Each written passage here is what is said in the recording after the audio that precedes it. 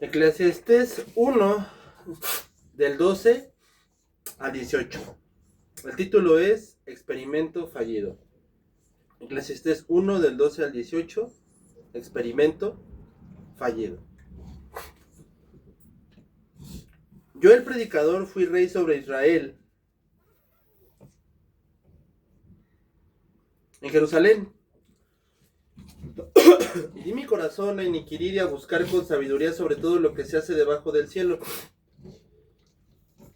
Este penoso trabajo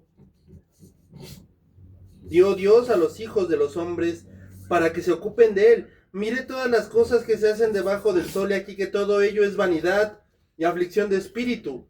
Lo torcido no se puede enderezar y lo incompleto no se puede contar. Hablé yo en mi corazón diciendo, he aquí yo me he engrandecido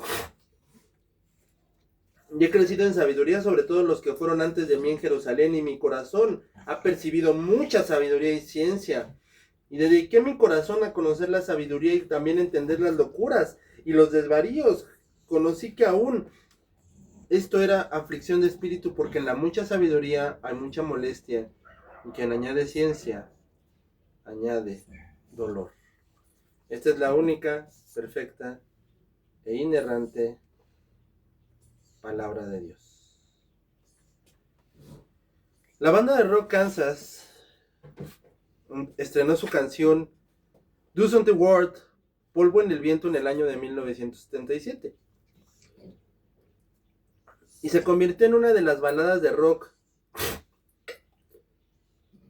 más famosas que se hayan grabado en la historia.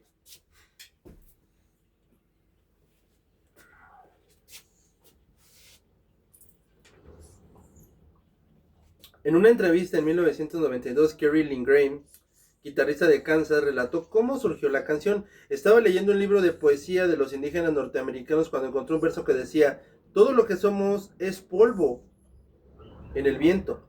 Ese pensamiento lo impactó profundamente y lo llevó a reflexionar sobre la fugacidad de la vida y la insignificancia de las posesiones materiales. Inspirado por esta idea, creó la melodía y la letra de la canción, que se convertirá en uno de los mayores éxitos de la banda. Y la letra retrata de forma memorable cuán fugaces son nuestros sueños y aspiraciones, y aún nuestra propia vida.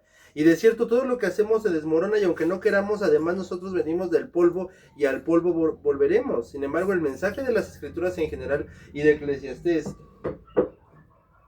es que somos más que polvo en el viento cuando decidimos poner nuestra vida en Dios. Cuando no lo hacemos, no tiene ningún caso lo que hagamos.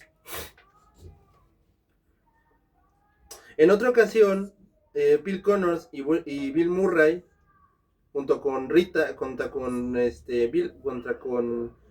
McGovern, protagonizaron una gran película que se llama El Camino de la Vida. Entonces, el personaje de Phil, a medida que se desarrolla y que va caminando en toda la trama, se cubre el evento anual de la marmota para una cadena televisiva. Y vemos cómo ese personaje va creciendo y se va desarrollando, y primero se dedica a una vida centrada en el placer, pero no encuentra satisfacción en el placer. Después procura quitarse la vida después de diversas maneras, pero despierta el 2 de febrero en Puswade, cuando el radio despertador marca las 6 de la mañana. Entonces, este hechizo que está sobre este personaje termina, y Phil le confiesa su amor a Rita y lo acepta. Entonces hay una escena donde Phil está tratando de encontrar una explicación a su extraña experiencia, e inicia una conversación con dos borrachos que se topan en un bar, que les dice: ¿qué dirían ustedes si estuvieran atrapados en un lugar y que cada día fuera el mismo y nada de lo que hicieran realmente importara? Y uno de ellos lo mira y le responde: sí, ese es el resumen de mi vida. Entonces, todo esto nos enseña, de cierta manera, que ese es el resumen de la vida. Es decir, si tú quisieras vivir la vida, ya sea de una manera placentera o ya sea de una manera moralmente correcta, de cualquier forma te ibas a hartar de la vida. Cualquier ser humano, ya sea que decida vivir su vida de una manera centrada en el placer o de una manera moralmente correcta, aún así tiene garantizada que se va a hartar de la vida. Esa es una verdad inamovible del ser humano. Ya sea que tú te dediques a una vida centrada en el placer, o ya sea que tú vivas una vida correctamente moral, tú tienes garantizado que te vas a hartar de la vida. Esa es la vida del ser humano. Así es la triste realidad del ser humano. Y por ello se refleja en las palabras de Dorian Gray. Cuando después de todo lo que ha vivido y después de años que ha vivido, una de sus tantas mujeres que tuvo a lo largo de miles de años le dice: pero querido, ¿qué es lo que más anhelas de la vida? Y Dorian le responde: mi cielo, yo la verdad lo que más anhelo es descansar. Y su mujer le contesta: ¿estás cansado? ¿De qué estás cansado? Querida, estoy cansado de vivir. Esto es porque él había vivido tantos miles de años. Y bueno, cualquiera puede haber dicho: es que lo que pasa es que la vida es para vivirse en 80, 100, 200 años. Obviamente que si vives mucho, pues te vas a cansar. Pero la vida se disfruta. El problema con Dorian Gray es que él vivió mucho y no se debe de vivir mucho, porque ese es el problema. No vivas mucho. Vive lo que tengas que vivir y disfrútalo. O sea, el problema no es que la vida sea desagradable. Perdón, el problema no es que la vida sea desagradable. El problema es que Dorian Gray la vivió mucho. La vida es agradable, pero no debes de vivirla tantos años. Ese fue el error de Dorian Gray, según dicen algunos. El error de Dorian Gray fue haber vivido miles de años, por eso se cansó. O sea, la vida no es mala, la vida es perfecta, pero el error de Dorian Gray fue haber vivido tantos años. Según mucha gente eso piensa, eso dice, que el error de Dorian Gray fue haber vivido tantos años. La vida es muy hermosa, según dice. La vida es preciosa. O sea, lo que Dorian Gray nos está diciendo no es que la vida sea fea, o sea desagradable, o sea absurda. No, no, no. Lo que Dorian Gray nos está diciendo es que la vida es perfecta, pero el problema es que la vivió muchos años. O sea, el asunto no es que la vida no es fea, la vida es muy agradable, pero el problema de Dorian Gray es que él la vivió muchos años. Eso no es cierto. La verdad es que tú puedes vivir los años que tú quieras, o puedes haber vivido los muchos años o pocos años, y aún así la vida sigue siendo absurda. Esa es la vida del ser humano. Así que William Shakespeare no se equivocó al escribir este sentido de la vida, de decir que no tiene ningún sentido. Salomón procede a realizar un experimento muy lógico en este pasaje, en el que va a dedicarse a la vida sin Dios y teniendo la conciencia de que Él existe, pero Él va a vivir sin Él. Por eso dice: di a mi corazón inquirir y a buscar con sabiduría sobre todo lo que se hace debajo del cielo, y este penoso trabajo dio Dios a los hijos de los hombres para que se ocupen de él. De paso, en todo este proceso Salomón, ya sea que va a experimentar o él va a contar sus errores, en todo este proceso él jamás dejó de tener la conciencia de que Dios existe. Pero él dice: no lo voy a respetar. O sea, yo sé que Él existe, pero no lo voy a respetar. Esto nos enseña mucho que no existen ateos, no existen personas que no crean en Dios. Existen personas que aman más sus pecados, que disfrutan estar en contra de, que disfrutan sus pecados, que disfrutan sus pasiones, que disfrutan estar haciendo su vida como ellos quieren, pero no es como tal que no crean en Dios. Es que simplemente ellos aman sus pecados, es que aman sus placeres y se les hace, toman la salida más absurda, que es decir que Dios no existe. Pero en realidad no existe gente atea. Existen personas que disfrutan sus pecados, que disfrutan vivir en contra de Dios, que aman sus placeres, aman sus pecados, que están amargados porque Dios no les cumplió sus caprichos. Pero como tal, no existe gente que no cree en Dios. Existe gente que están enojados con Dios, que porque Dios no les cumplió sus caprichos, que porque aman más sus pecados, desean más estar en contra de Dios, y toman el camino y la respuesta más absurda, que es decir que Dios no existe. Como tal, no existen ateos.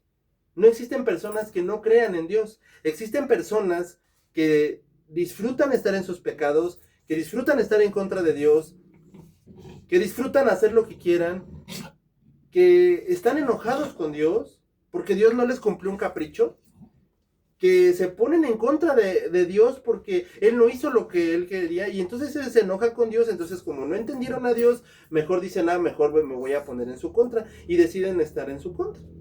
Y porque les encanta seguir viviendo en sus pecados, y porque deciden darle la espalda a Dios, y porque deciden vivir en contra de Dios, y porque aman más sus pecados, y aman más sus placeres, y disfrutan más revolcarse en sus pecados, y por eso están en contra de Dios. Porque disfrutan más sus pecados, disfrutan más revolcarse en sus pecados, aman más sus pecados, aman más sus placeres. Entonces toman la salida más absurda, más ridícula y más patética, que es agarrar y decir, Dios no existe. O sea, no es que no exista, es que ellos aman más sus pecados, aman más sus placeres, aman más sus deseos, pero se les hace más fácil decir, de la manera más absurda y patética, Dios no existe. No es que no exista. Lo que pasa es que aman más sus pecados, aman más sus deseos, aman más su vida, sus placeres. Entonces toman la respuesta más patética y absurda, que es decir, Dios no existe. Eso es lo que hace el ser humano. Así que Salomón no pone en brecha de interrogación si pues, tal vez Dios no exista. No, él dice sí existe, pero yo decido no seguirlo. Yo decido no obedecerlo. Entonces él está entendiendo, claro que hay un Dios, claro que existe, claro que todo está debajo del sol, pero yo voy a hacer las cosas como yo piense. Entonces esto nos enseña que no existe como tal gente atea, no existe como tal gente que no cree en Dios. Simplemente existen personas que aman más sus pecados, aman más sus placeres y deciden estar en contra de Dios.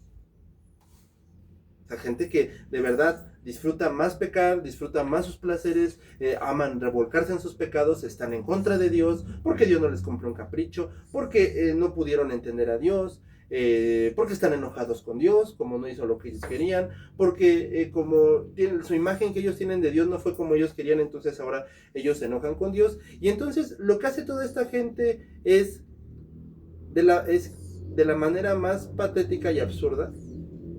Mejor dicen, Dios no existe. O sea, en lugar de reconocer lo que pasa, es que soy como un niño pequeño, que como no me cumplió mis caprichos, estoy enojado con él, o lo que pasa es que como no lo entendí, por eso me pongo en su contra, o decir, lo que pasa es que a mí me encanta revolcarme en mis pecados y en mis deseos, y por eso mejor, me voy a seguir revolcando en mis pecados, o en mis placeres.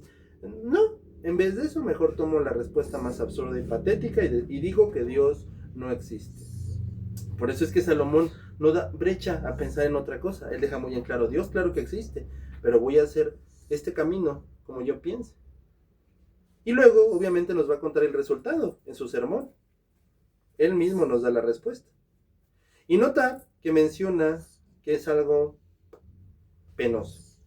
Porque vivir la vida sin Dios es algo espantoso en el sentido que sea, o sea, penoso. Entonces, vemos aquí ya la respuesta del experimento de Salomón, porque él procede a mirarnos qué vio. Él dice, miré todas las obras que hacen debajo del sol, y aquí que todo ello es vanidad y aflicción de espíritu. Lo torcido no se puede enderezar, y lo incompleto no se puede contar.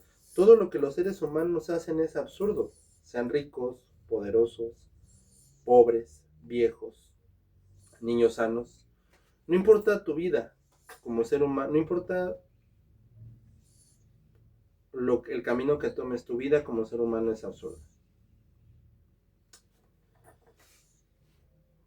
Y ese es el recordatorio de Eclesiastés 9. Todo acontece de la misma manera a todos. Un mismo suceso, ocurre al justo, al impío, al bueno, al limpio, al no limpio, al que sacrifica, al que no sacrifica, como al bueno, así al que peca, al que jura, como al que teme, al juramento. Este mal hay entre todos los que se hace debajo del sol, que un mismo suceso acontece a todos.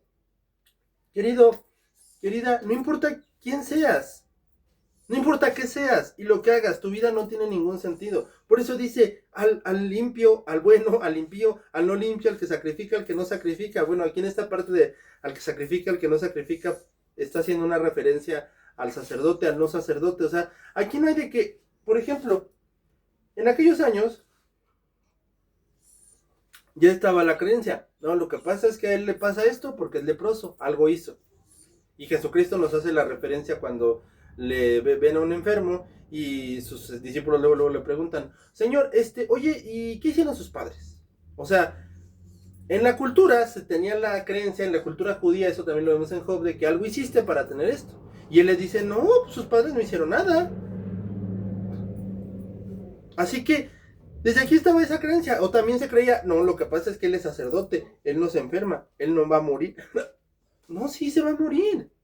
O sea, no importa quién seas, no importa qué seas, esa es la vida del ser humano. O sea, el que peca, el que no jura como el que teme, o sea, no importa quién seas, tu vida no tiene sentido. Bueno, hay quienes dicen, pero es que si yo fuera un empresario millonario y tuviera todo lo que yo quisiera, pues yo sería feliz. Tampoco.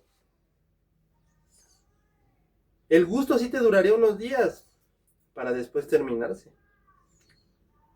Esa es la vida del ser humano, querido. No hay más.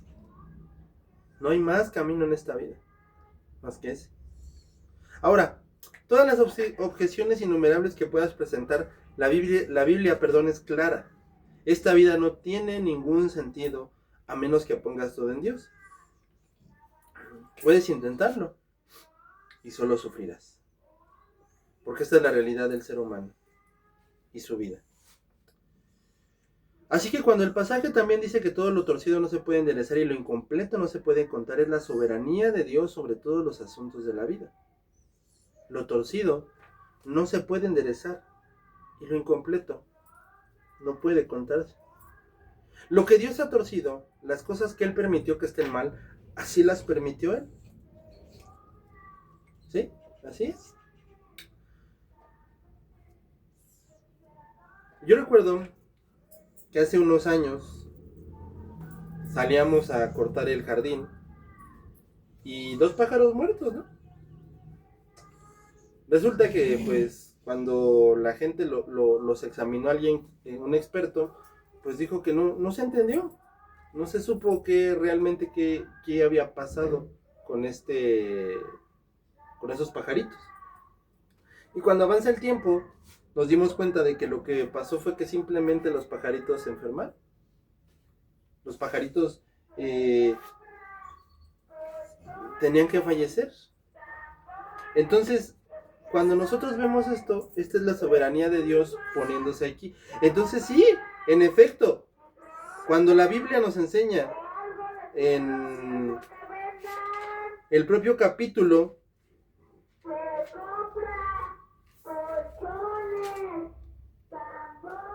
que lo torcido no se puede enderezar y que lo incompleto no se puede contar, es que hay muchas situaciones en nuestra vida que así se van a quedar. Y que todo lo malo que acontece en el mundo, así también, es porque Dios o lo ha hecho o lo ha permitido. Sí, no tengo por qué embellecer el texto. Es más, nadie tiene por qué embellecer el texto. No debes de embellecer el texto. Es lo que dice la Escritura, que Dios ha permitido el mal, o en dado caso, Él mismo lo ha hecho. Eso es lo que dice la palabra de Dios. Entonces, hoy en día tú ves a gente que trata de justificar a Dios y trata de hacerlo más bonito. No, mira, lo que pasa es que la gente es la culpable. Lo que pasa es que el diablo es el culpable. Por eso hay que orar quién sabe cuántas horas. No es cierto. El soberano es Dios. Y Él es el que ha permitido que haya cosas que estén así. Hace algunos años recuerdo que John Piper fue objeto de mucho ataque por allá del 2005 porque él declaró en uno de sus libros que todo lo que acontecía, desde algo muy grave con un niño, a una matanza, a un ser humano que tiene que fallecer, era obra de Dios, porque Dios así lo había, ya sea lo había hecho o lo había permitido. Así que cuando él dijo esto, fue víctima de muchos supuestos cristianos, ¿no? No, es que Dios cómo va a permitir eso. Exactamente. Estás pensando con tu mente y no con lo que la Biblia dice. Y la Biblia nos expone claramente que Dios eso es lo que hace. Por eso es que Salomón empieza a concluir con su experimento diciendo, sí, lo torcido no se puede enderezar y lo incompleto no puede contarse.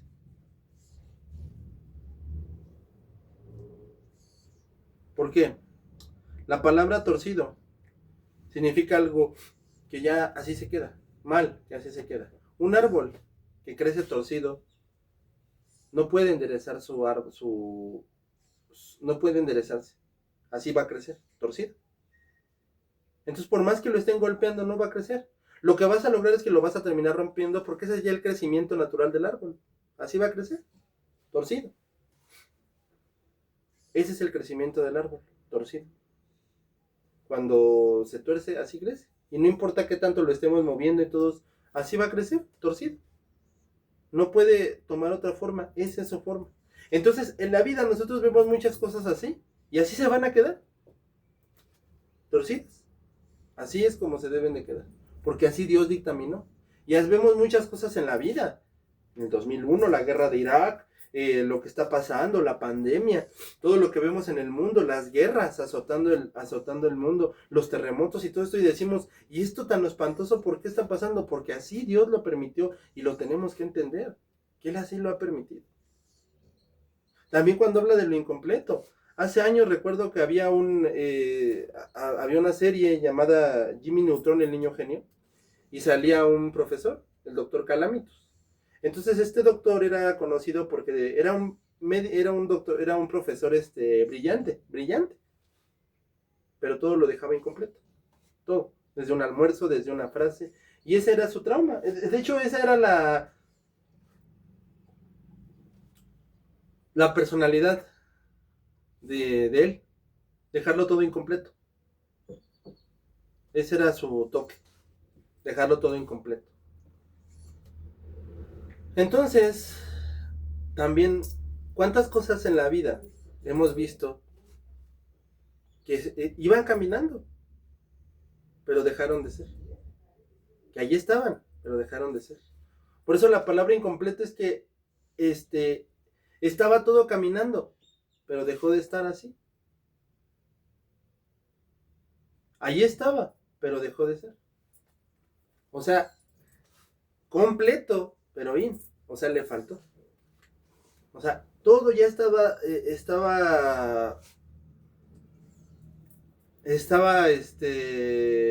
todo pues yendo como estaba, caminando como debe de ser, pero dejó de ser así. Por eso dicen, no está diciendo que torcido, ni está diciendo que nunca fue, está diciendo que todo estaba caminando como debe de ser, que todo estaba siendo como debe de ser, todo estaba en el flujo como debe de ser, todo estaba caminando correctamente como debe de ser, y dejó de ser, y ya no se pudo continuar eso.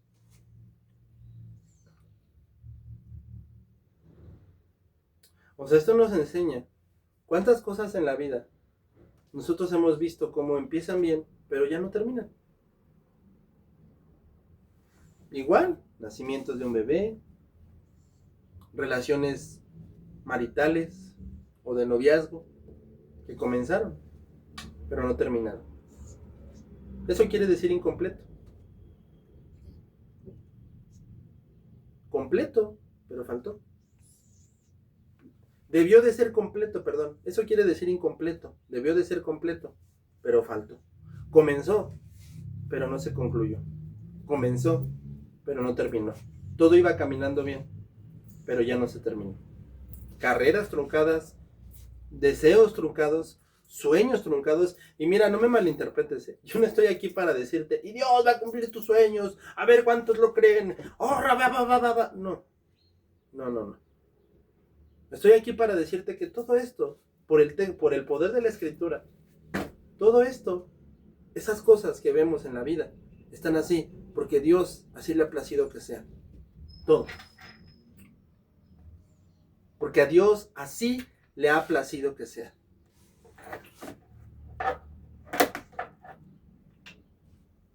Esos sueños que no se concluyeron, esas relaciones que no se lograron, esas cosas que nunca fueron.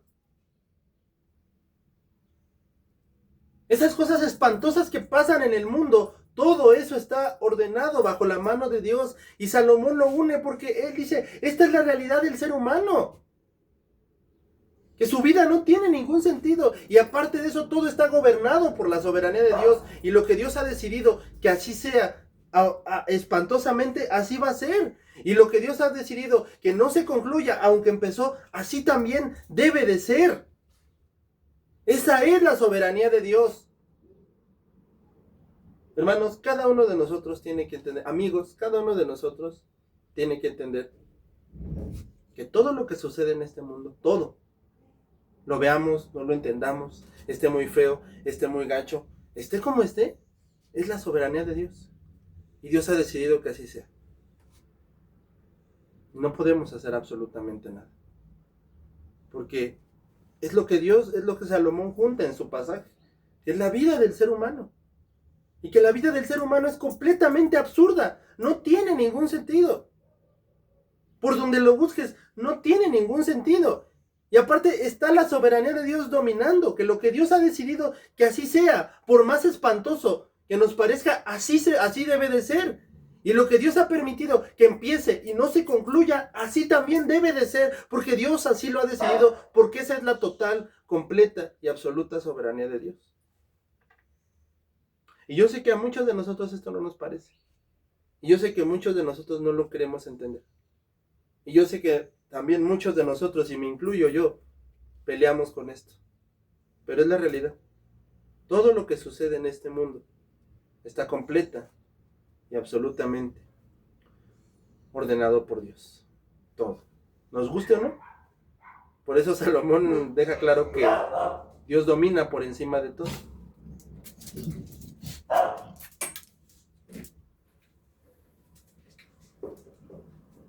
Porque todo lo que sucede en este mundo, nos guste o no, está dominado por Dios. Creamos o no creamos en Él, todo está dominado por Dios. Por eso Salomón hace tanto hincapié en decirnos que aunque Él no decide no seguir las órdenes de Dios, él está consciente de que Él existe. Y sea como sea, Dios es el soberano. Creámoslo o no lo creamos, Dios es el soberano. Así que después Salomón continúa diciendo lo que él hizo en su experimento. Yo me he engrandecido y he crecido en sabiduría sobre todos los que fueron antes de mí en Jerusalén, y mi corazón ha percibido mucha sabiduría y ciencia. Y dediqué mi corazón a conocer la sabiduría y también a entender las locuras y los desvaríos. Conocí que aún esto era aflicción de espíritu. Entonces él en su experimento logra entender que igual, ya experimentó, no tiene ningún sentido. Es la vida, no tiene ningún sentido. Y por eso el pasaje concluye diciendo, porque en la mucha sabiduría hay mucha molestia y quien añade ciencia, añade dolor. Esto es muy importante de verlo porque este pasaje de quien añade más sabiduría, añade mucho dolor, ha sido muy mal interpretado para decir que la sabiduría hace daño. Eso no es cierto. Lo que Salomón está diciendo es que cuando decides dejar de vivir en tu fantasía y enfrentas el mundo como es, vas a sufrir. Entonces, cualquiera dirá que si es verdad, mejor vivo en mi fantasía. También vas a sufrir. Y si afrontas el mundo, vas a sufrir. Entonces, si vives en tu fantasía, vas a sufrir. Y si afrontas el mundo, vas a sufrir. Esa es la realidad del ser humano. En la película de Matrix, en la número 1, hay un personaje que cuando hace un trato con las máquinas que tienen preso a todos los humanos, le dice, sí, yo te voy a entregar a todos, yo voy a decirte dónde está Morfeo, el personaje que está peleando contra las máquinas, y le dice, pero te quiero pedir un favor. Y le dice el agente Smith, sí, dime qué favor. Ya cuando los hayas capturado, yo no quiero recordar nada y quiero seguir viviendo en esta fantasía que Matrix hizo del mundo. Entonces él está diciendo, va a entregar a los hombres que lo salvaron, pero pero le pide una condición. Yo quiero que me borres la memoria y yo quiero seguir viviendo en esta fantasía de Matrix.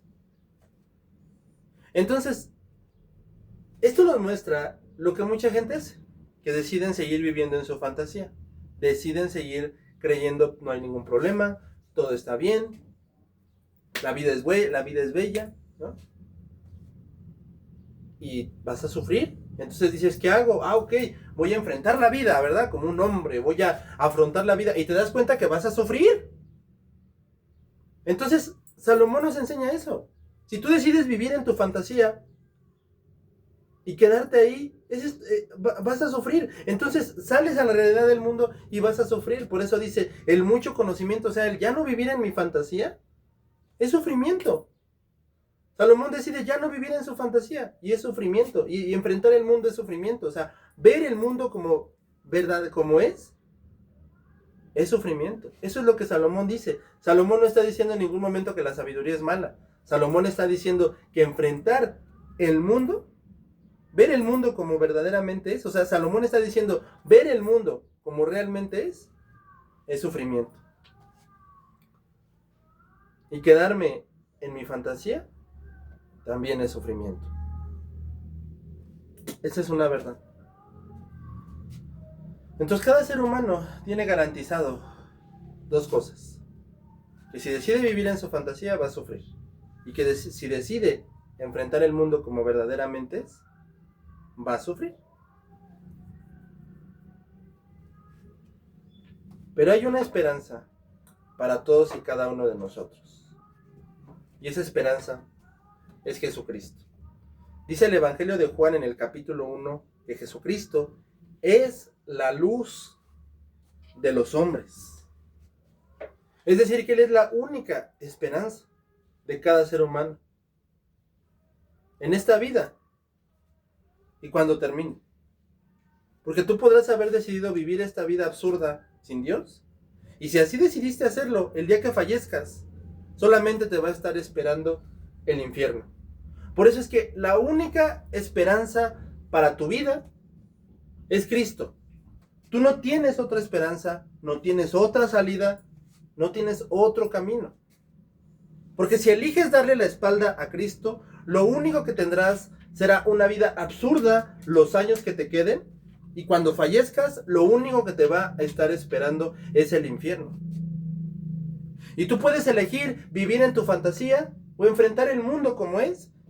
Y sea como sea, vas a terminar sufriendo. Tu única responsabilidad, tu única opción que debes de tomar es venir hacia Cristo. Tu única esperanza. Tú puedes elegir el camino que tú quieras. Vivir en una fantasía y sufrirás. Ver el mundo como verdaderamente es, sufrirás. Tu única esperanza es Jesucristo. A aquellos que hoy están sin Cristo, tu única esperanza es Jesucristo. Y a todos nosotros tenemos que venir a Cristo. Nuestra esperanza es Jesucristo. Solo tienes dos opciones. O darle la espalda a Jesucristo o venir a Cristo. Tú puedes tomar el camino que tú decidas. Vivir para este mundo que no tiene ningún sentido y sufrirás. Vivir en una fantasía y de igual manera vas a sufrir. Y a todo esto, agrégale que como decidiste rechazar a Jesucristo los años que viviste en esta tierra y que Dios te permita vivir, agrégale que vas a terminar en el infierno, porque rechazaste a tu único y suficiente Salvador, Jesucristo. Así que tú puedes tomar el camino que gustes. El de vivir en tu fantasía y sufrir. y terminar en el infierno porque rechazaste a tu único Salvador? ¿O enfrentar el mundo y ver este mundo como verdaderamente es? Y lo único que vas a tener es sufrir por los años que te queden y que Dios te permita vivir, y al final de todo esto terminar en el infierno porque decidiste rechazar a tu único y suficiente Salvador. Y la única opción que tienes es venir a Jesucristo. Aquellos que hoy están sin Cristo, venir a Cristo. No vivir para un mundo que solamente te dará sufrimiento. No vivir en una fantasía que solamente te dará sufrimiento. Es venir a Cristo. Vengamos a Cristo. Corramos a Cristo. No vivamos para un mundo que solamente nos tiene sufrimiento. No vivamos en una fantasía, sino que vayamos a nuestra única esperanza. Vengamos a Cristo. Que Dios te bendiga.